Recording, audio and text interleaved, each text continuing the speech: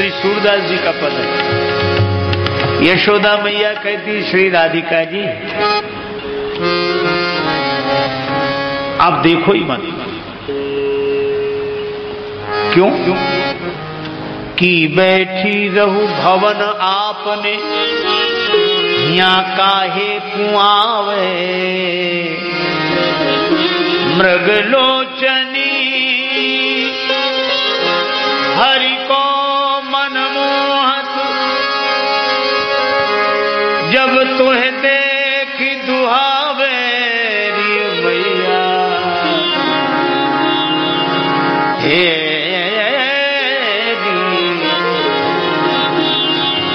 भगवान श्री कृष्ण गोदूहन करते हैं और श्री राधिका जी को देखते हैं। कबहू करते गिरत दोहिनी, कबहू छूटत नोई,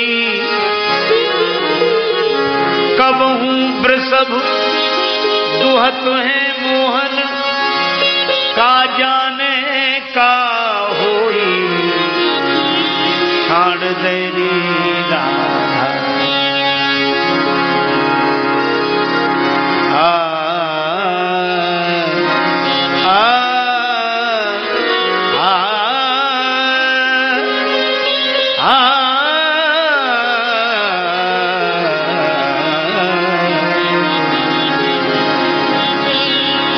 कौन मंत्र तू जानत है री, पढ़ी डारत हरि गात, सूर श्याम को धैनु दुहन दे, कहत जशोदा मात।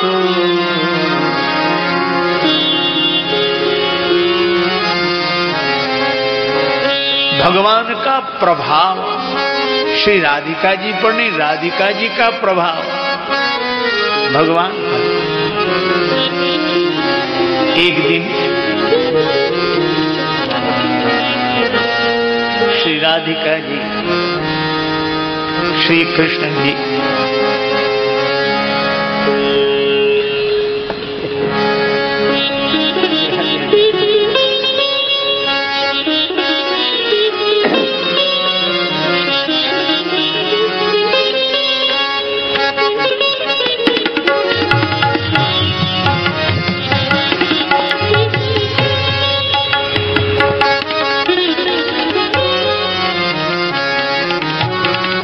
भगवान श्री राधा कृष्ण, छोटी से कन्हैया, छोटी सी राधा रानी, मैया ने अपने पास ही सुला लिया।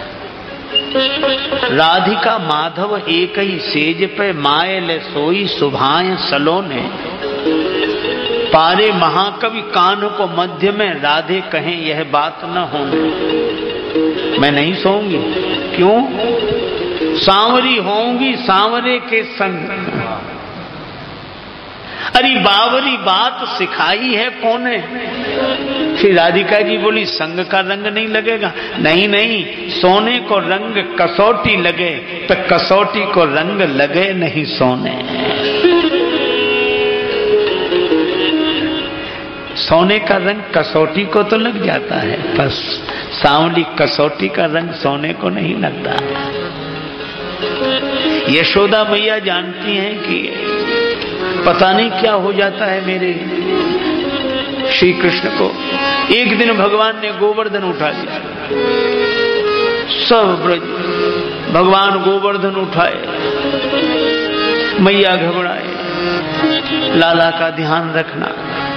ग्वाले बोले मैया चिंता मत करो, सारा वजन तो हमारी लाठियों पर है, अपनी अपनी लाठी लगाए। ये तो थोड़ी उंगली लगाए और थक जाए तो कहें कन्हैया हम आराम कर लें। अपनी लाठी रखी सो गए, फिर जगह फिर लाठी लगा के खड़े हो गए।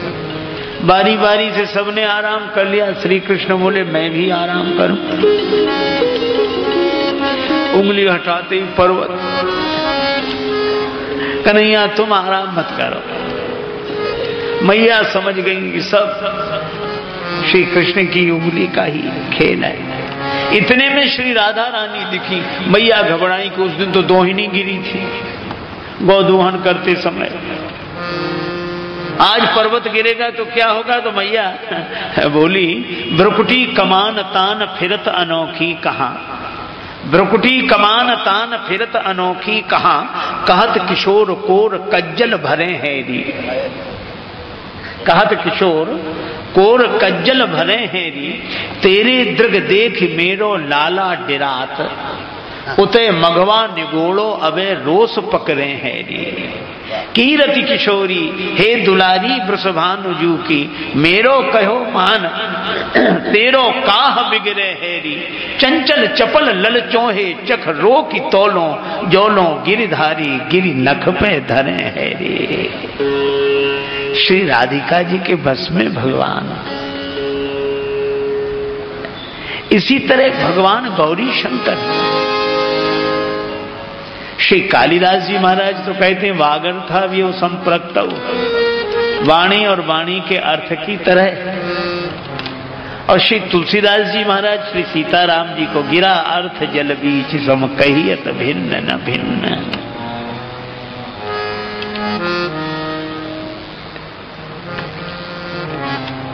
इसी तरह श्री जानकी माता गौरी माता को कहती है, अमित प्रभाव वेद नहीं जाना।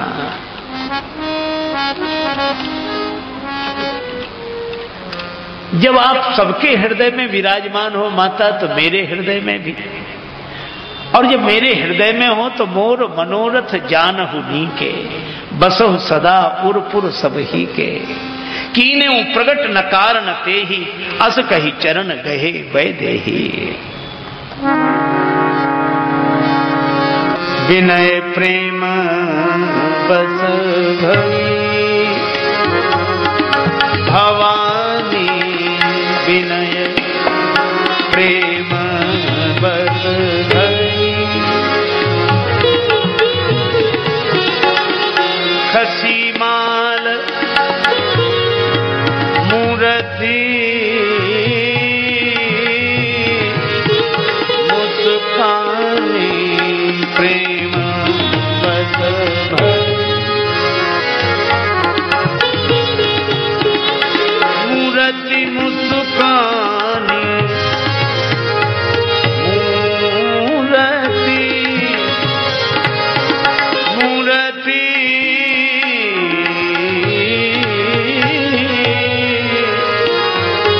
मुस्कान खसी माल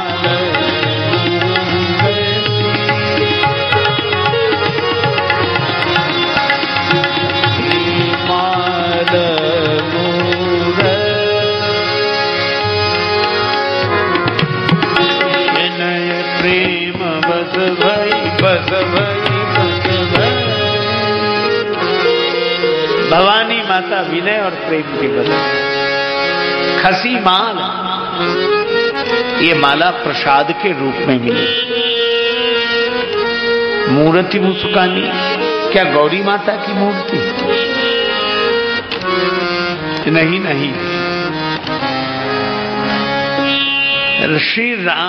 श्री सीता जी के हृदय में श्री राम जी बैठे हैं।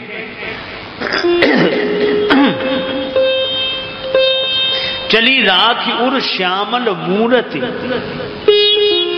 तो जैसे ही माला का प्रसाद मिला तो मूर्ति मुस्काने, श्री राम जी की मूर्ति मुस्कुराई।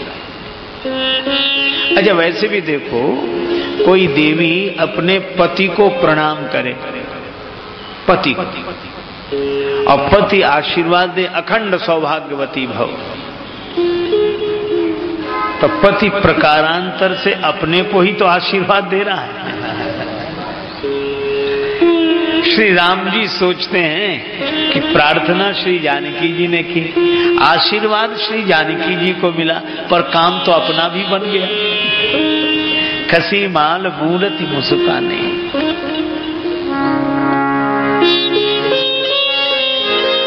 सुनसिय सत्य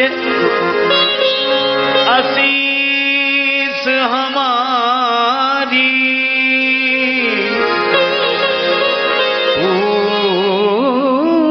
जय मन कामना तुम्हारी।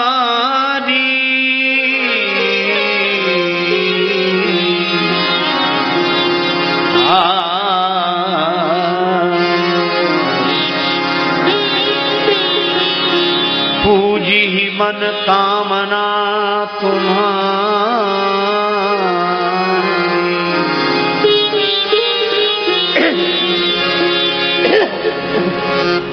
देखो यहां दो देवियों में बातचीत हो रही है, श्री पार्वती मैया और श्री जानकी जी। श्री तुलसीदास जी की प्रस्तुति देखो, दो देवियों में बात होगी तो शब्द भी ऐसे लिखेंगे जो शब्द पुरुषवाची नहीं महिलावाची शब्द ही है। पूजी है मन कामना तुम्हारी। श्री जानकी जी आपकी मनोकामना पूरी हो। मनोकामना को कोई यह नहीं कहेगा कि मनोकामना पूरा हो, मनोकामना पूरी हो। और जहां राम जी और गुरु जी में बात होगी, दो पुरुषों में बात होगी, वहां मनोकामना नहीं, सुफल मनोरथ हो ही तुम्हारे, तुम्हारा मनोरथ पूर्ण हो, पूरा हो। और यहाँ कितने सुंदर ढंग से कहते हैं, पूजी है मन कामना तुम्हारी। श्री जानकी जी मन जाहि राजो मिली सोबर सहज सुंदर सामरो। मन जाहि राजो सोबर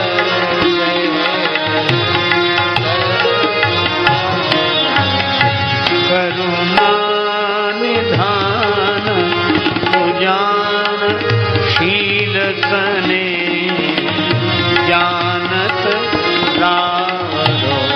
मन जाय राज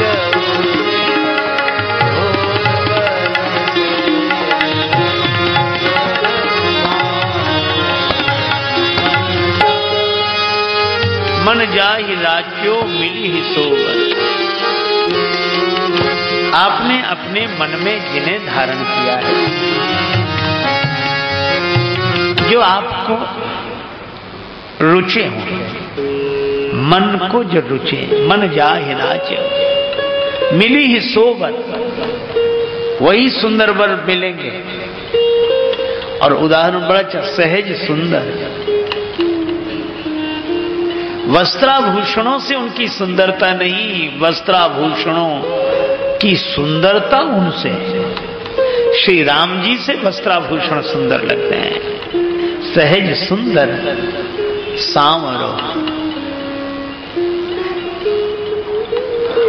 इस सांवले सरकार सहज सुंदर है। स्वभाव कैसा? करुणा निधान। तो करुणा निधान तो है, पर उन्हें पता भी तो चले कि किस पर करुणा करनी। श्री गौरी माता कहती है, शील स्नेह जानत रावरो। वे आपके स्नेह से परिचित हैं, आप चिंता न करें। सखियों ने भी कहा, आए बाटिका के बीच आयस गुरु को पाए, आए बाटिका के बीच आयस गुरु को पाए। युगल कुमार एक श्याम एक गोरे हैं, पीत पट कांधे धनुबान हो सुधारे, कर तोरत सुमन अलिगन चित्त चोरे हैं। और सिंह है अनूप राम रूप के न थोरे हैं। श्री किशोरी जी वैसे ही राम जी, मोरे ही पूर्ण प्रतीत होत आदि काल ही तोरे गो धनुष, जाने आज फूल तोरे हैं। विश्वास रखो।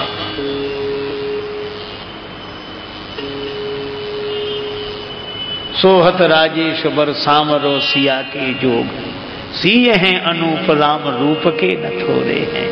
मोरे ही पूर्ण प्रतीत होत आली काल तोरे गो धनुष, जाने आज फूल तोरे। विश्वास हो गया। आई कैसी थी श्री जानकी जी? गई मुदित मन गौरी निकेता। मुदित मन गौरी माता के मंदिर में आई थी, और इस मंदिर से जब चली तो कैसे, तुलसी भवानी पूज पुनि पुनि मुदित मन मंदिर चली। मुदित मन। और पुष्पवाटिका प्रसंग है, यहां श्री तुलसी दास जी भी दास नहीं लिखते, तुलसी भवानी है पूज पुनि पुनि, अली तुलसी। श्री जानकी माता प्रसन्न मन से घर पधारी। श्री राम जी आए गुरुदेव के पास।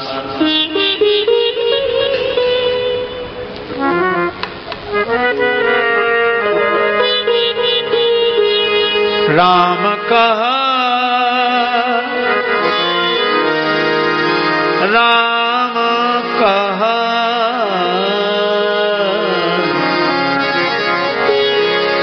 राम कहा सब कौशिक पाही,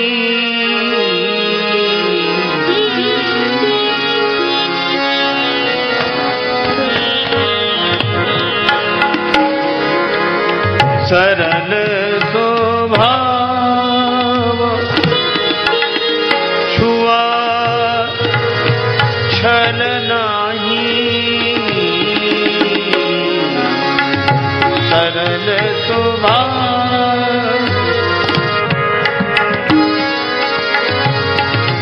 छुआ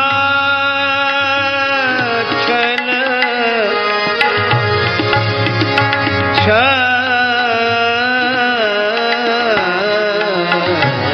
सरल स्वभाव छुआ छल नाही,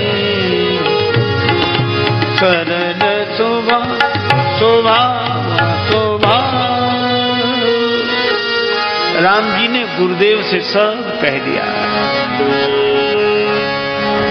गुरु जी ने देखा, गुरु जी श्री राम जी से बोले, राघवेंद्र सुमन ले आए? हाँ गुरु जी। अच्छा सुमन तो ले आए, पर स्वमन कहाँ दे आए? सुमन ले आए, पर आपका इतना सुंदर मन, सुमन और स्वमन कहाँ दे आए? श्री राम जी ने पूरी बात गुरुदेव को बताई। श्री किशोरी जी को देखकर मेरे मन में राग उत्पन्न हो गया। गुरु जी मुस्कुराए। गुरुदेव ने कहा कि राम जी, श्री राम आप फूल लेकर आए, तुम हमें फूल दे दो, हम तुम्हें फल देंगे। और आशीर्वाद कितने बढ़िया ढंग से दिया। आशीर्वाद ऐसे ही नहीं दिया जाता। सुमन पाय मुनि पहले पूजा कीनी, पूजा के बाद पुनि आशीष दुहु भाई ने दीनी। श्री नारद जी ने गौरी माता को आशीर्वाद दिया। अस कहे नारद सुमिर हरि गिरिजहि दीन आशीष। पहले हरि का स्मरण किया, फिर आशीर्वाद दिया। यह हमारे यहाँ पावन परंपरा है। हम भगवान से प्रार्थना पहले करें, हे प्रभु आपकी कृपा से इस वाणी में ऐसी शक्ति हो कि मैं जो कहूं वह सफल हो जाए। यह परंपरा है। अब एक आदमी रोग से ग्रसित करा रहा है, आह कर रहा, इतने में कोई निकला। उसने कहा प्रणाम, तो कराहते हुए बोले खुश रहो खुश रहो। तो वो व्यक्ति भी बड़ा विलक्षण था, बोला पहले तुम ही रह लो फिर हमसे कहना है। अरे भगवान के भरोसे आशीर्वाद श्री राम जी को भी मिला। अब सुफल मनोरथ होई तुम्हारे, राम लखन सुनि भये सुखारे। श्री राम जी श्री लक्ष्मण जी प्रसन्न हुए, अथवा राम जी का मनोरथ सफल हो ये समझकर लखन सुनि भये सुखारे, लक्ष्मण जी बड़े प्रसन्न। पर दूसरे दिन श्री शतानंद जी जब गुरुदेव को बुलाने आए स्वयंवर सभा में, तो गुरु जी क्या बोले, सिय स्वयंवर देखिए जाई,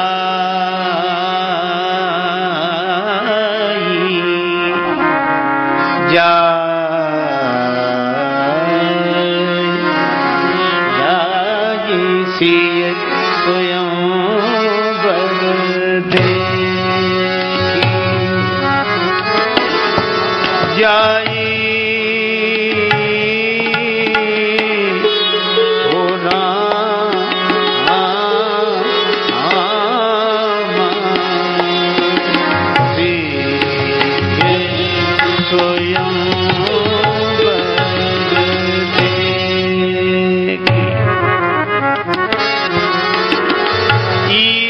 काही धो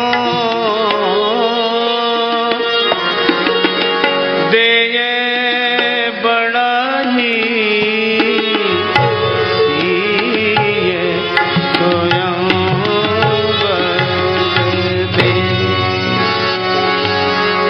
देखिए जाई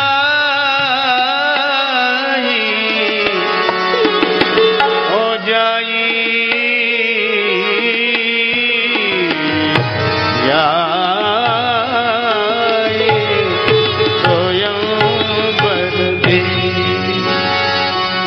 श्री सीता जी के स्वयंवर का दर्शन करें। अरे देखो कितनी अद्भुत बात, पुष्पवाटिका प्रसंग के पूर्व श्री तुलसीदास जी ने श्री सीता जी के स्वयंवर की चर्चा नहीं की। उनको लगता है जो धनुष का खंडन कर दे उसी के गले में श्री जानकी जी जयमाल पहनावेंगी।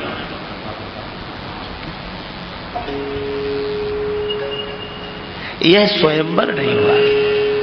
धनुष यज्ञ तो हो सकता है, स्वयंवर तो तब जब वर कन्या एक दूसरे का स्वयं वर्ण करें।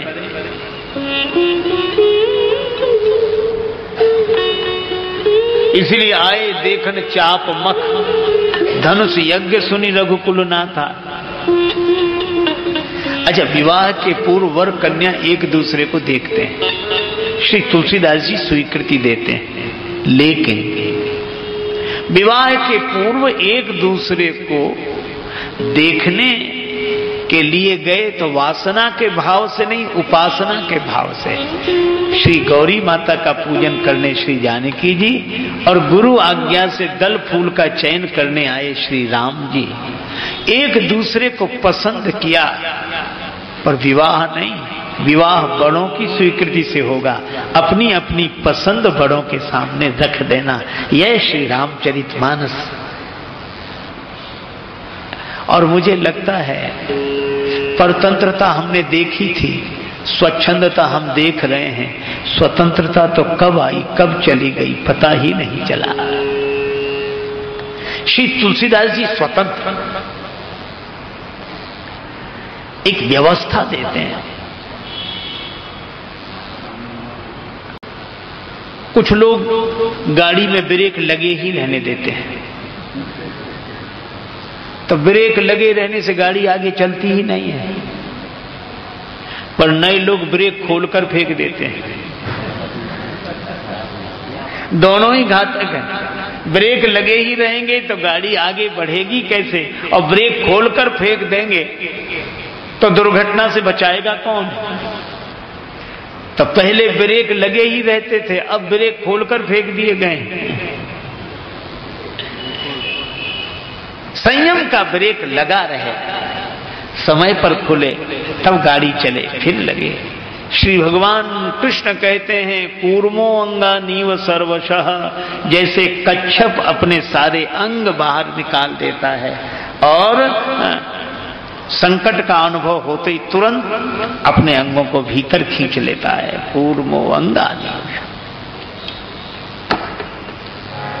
अब तो बड़ी विचित्र दशा, एक मोटरसाइकिल वाला बड़ी तेजी से अपनी मोटरसाइकिल दौड़ाए चला जा रहा और अंधेरी रात चौराहे पर खड़े हुए सिपाही ने डंडा दिखा दिया, ठहरो ठहरो ठहरो, तुम्हारी मोटरसाइकिल में लाइट नहीं है। चालक बोला आप सामने से हट जाओ। क्यों? लाइट की कौन कहे, इसमें ब्रेक भी नहीं है। हमारी जिंदगी की मोटरसाइकिल ऐसी हो गई है, न संयम का ब्रेक है न ज्ञान का प्रकाश है। हमारे जीवन में ज्ञान हो, संयम हो। आशीर्वाद मिला दोनों, गुरुजनों का आशीर्वाद। वह नहीं नूतन की जो प्राचीनता की जड़ हिला दे, वह नहीं नूतन की जो प्राचीनता की जड़ हिला दे, विश्व के इतिहास का आभास भी मन से मिटा दे। जो पुरातन को नया कर दे उसे नूतन कहूंगा, जो मरण को जन्म समझे मैं उसे जीवन कहूंगा। जो पुरातन को नया कर दे उसे नूतन कहूंगा। इसलिए आस्था सनातन, व्यवस्था युगानुकूल। एक महात्मा हिमालय में रहते थे, उनके एक शिष्य इधर ही रहते। उन्होंने कहा गुरुजी को बुलाएं। गुरुजी ने कहा भैया बहुत गर्मी है, काहे को परेशान करते हो, हम हिमालय में आनंद से हैं। नहीं माने, पधारो, हम सब सेवा करेंगे। गुरुजी आए। जैसे ही गुरुजी आए तो सेठ जी बोले कमरा धुलवाओ, कमरे में जल भरवाओ, पंखा चलवाओ, मेज लगा दी गई, बर्फ मंगवाओ, बीच में एक रास्ता बनाया गया, इसके ऊपर से। गुरुजी बोले वाह वाह वाह, तूने तो भाई कमाल कर दिया, हिमालय जैसी ठंडक यहाँ, वाह वाह, बहुत बड़े प्रसन्न हुए। सेठ जी का एक मुनीम था और उसको लगा कि हमारे गुरुजी आएंगे तब हम भी ऐसी सेवा करेंगे, चाहे लाख गरीब सही, कर्ज हो जाए पर सेवा ऐसी करें। बात तो ठीक है, पर गड़बड़ी एक हो गई। सेठ जी के गुरुजी आए थे जून में, मुनीम के गुरुजी आए जनवरी में। वो तो वैसे ही कांपते चले आ रहे थे। अब मुनीम ने प्रणाम किया, बोले गुरुजी थोड़ा कमरा धुलवाओ, इसमें पानी भरवाओ, पंखा चलवाओ, बर्फ मंगवाओ। गुरुजी बोला ये क्या करता है? चेला बोला गुरुजी हम लाख गरीब सही पर सेवा वैसी ही करेंगे जैसी सेठ जी ने की। आप कुछ मत बोलो, आप विचार करो गुरुजी अगर इस व्यवस्था में रात भर रह जाएं तो सवेरे उठेंगे कि उठाना पड़ेगा? अरे भाई जून जनवरी का तो विचार करो। इसलिए व्यवस्था युगानुकूल, आस्था सनातन, यह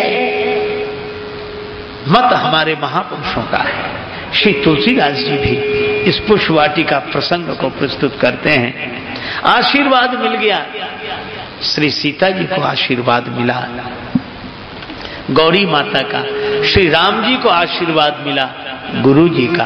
अब दूसरे दिन चले तो गुरु जी बोले अब यह सीय स्वयंवर है, वर कन्या ने एक दूसरे का वर्ण कर लिया है। श्री राम जी को मन में बसा लिया सीता जी ने, और श्री सीता जी को मन में बसा लिया राम जी ने। अब यह धनुष यज्ञ नहीं रहा, अब तो सीय स्वयंवर। श्री सीता जी के स्वयंवर का दर्शन करें। सीय स्वयंवर देखिए जाई, ईश काहिधों देय बड़ाई। अब गुरुदेव बोले देखो ईश्वर किसे बड़ाई देते हैं।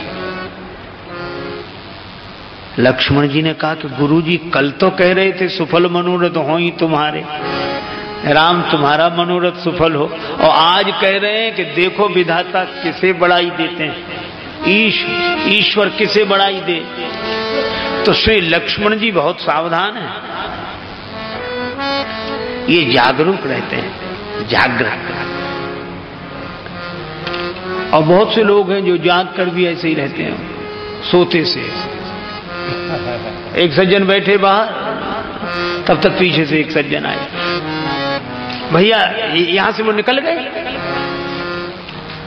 और वो ऐसे बैठे, हमसे पूछ रहे, हाँ आपसे ही, वो निकल गए हो। तुमने हमने नहीं देखा, निकल गए होंगे, शायद देखा हो तो हमें ध्यान नहीं। ये जागे हुए सोए समझो, पर लक्ष्मण जी जागृत है। जैसे ही गुरु जी ने यह बात कही, लक्ष्मण जी तुरंत समझ गए और श्री लक्ष्मण जी ने कहा कि गुरुदेव, मैं एक निवेदन करूं? हाँ बोलो।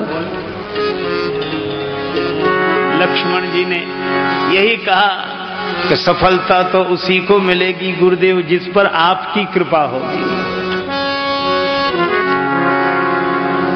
और जब लक्ष्मण जी ने यह कहा तो हर से मुनि सब सुनी बरबानी, सबनी आशीष दीन सुख मानी। लखन कहा जस भाजन सोई, नाथ कृपा तब जा पर होई।